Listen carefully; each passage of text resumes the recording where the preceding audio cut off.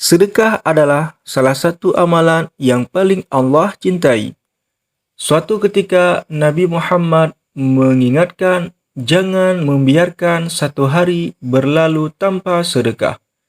Tiap-tiap jiwa keturunan Adam tanpa kecuali harus bersedekah setiap hari di mana matahari terbit di dalamnya. Salah seorang sahabat yang merasa tidak memiliki kelebihan harta untuk disedekahkan bertanya, "Bagi orang yang seperti kami, bagaimana bisa bersedekah, wahai Rasulullah?" Nabi pun menjelaskan, sesungguhnya pintu kebajikan itu banyak.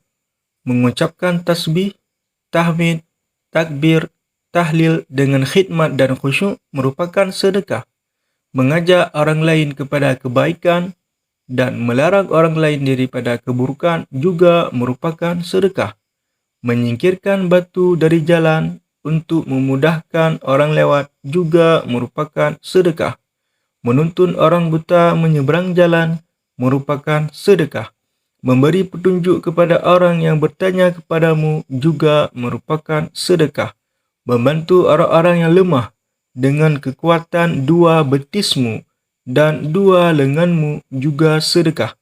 Bahkan senyumanmu ketika berhadapan dengan saudaramu juga merupakan sedekah. Hadis riwayat Bukhari dan Muslim.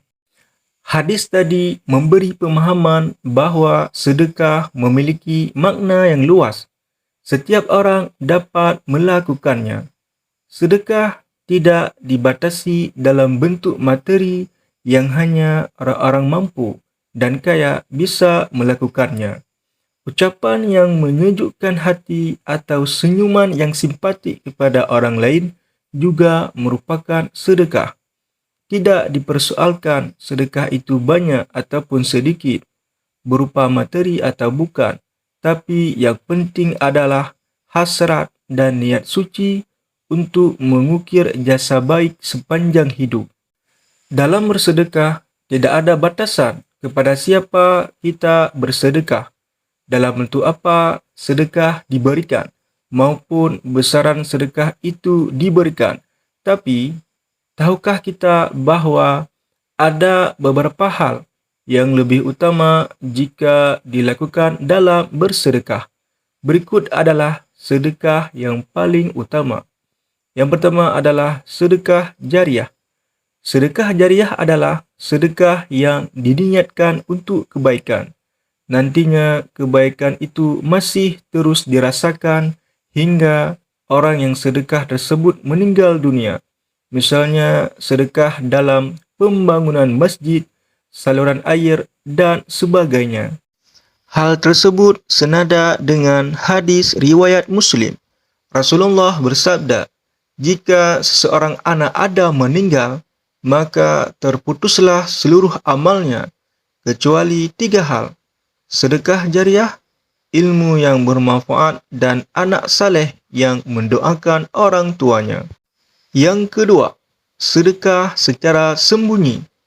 Kita dianjurkan untuk tidak pamer ataupun ria dengan semua bentuk ibadah yang kita lakukan, terutama sedekah. Dalam surat Al-Baqarah ayat 262 Allah berfirman, orang-orang yang menafkahkan hartanya di jalan Allah, kemudian mereka tidak mengiringi apa yang dinafkahkannya itu dengan menyebut pemberiannya, dan dengan tidak menyakiti perasaan si penerima, maka mereka memperoleh pahala di sisi Allah. Dan yang terakhir, sedekah yang utama adalah sedekah kepada kerabat.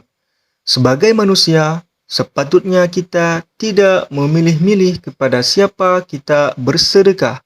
Namun, ada baiknya kita mengedepankan orang terdekat yang terkena musibah untuk kita bantu.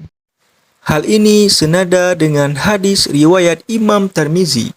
Rasulullah bersabda, bersedekah kepada orang miskin adalah satu sedekah, dan kepada kerabat ada 2 kebaikan, sedekah dan silaturahmi.